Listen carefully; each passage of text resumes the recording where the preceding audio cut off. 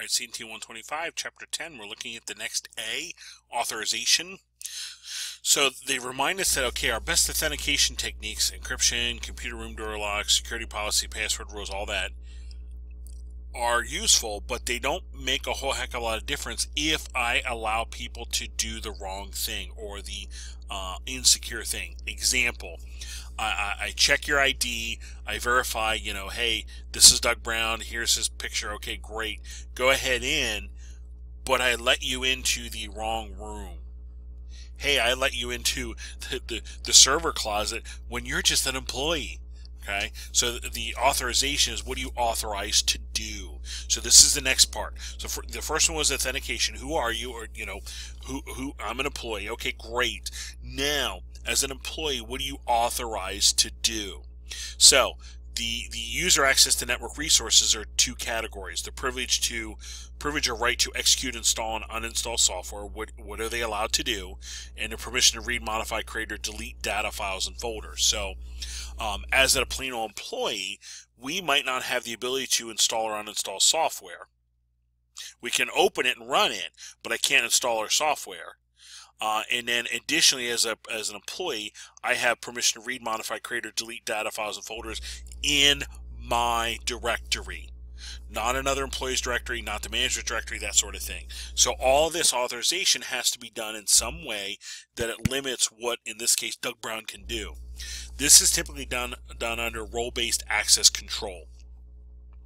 So when Doug Brown gets hired, we basically create a list of like, okay, what is Doug Brown allowed to do? Well, he's an employee in blah department, so he should be able to have access to blah, blah, and blah. And with that, they now assign permissions and privileges to me based on, okay, he's an employee in the blah department. They don't give it to just Doug Brown. They say, okay, this employee in this department should have access to blah, blah, and blah. And now they assign that based on me and what my job is, my job title kind of thing. And then from that say, okay, well, he should still have access to a couple shared folders that these different departments use. And that's all through the authorization. This is done by many times role-based access control. And the admin creates these different users and user groups based on these different employee roles, the employee jobs.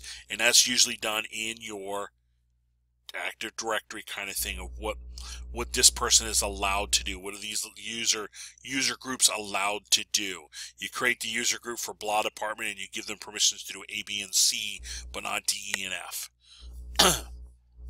The last A is our accounting. So we had the authentication, authorization, now accounting. Accounting is the logs. Most of our systems generate some kind of log. Linux or Macintosh Linux, Macintosh systems generate logs. They're basically usually text files, like so. And there's a whole bunch of different things that you can look at, different areas you can look at, and these logs are showing what's doing, what's not doing, what's happening, what's not happening. These would need to get reviewed to know if there's any issues in the network. The same thing happens on a Windows server, but it usually goes into a Windows viewer, a Windows event viewer thing. And again, there's different areas, different types of logs you can look at. You would need to look at them to see if you have log-on issues, log-on failed attempts, duplicate IPs, etc. These would need to be looked at daily to know, is there issues that we need to start working on. And that's all part of the accounting. That has to get done and dealt with.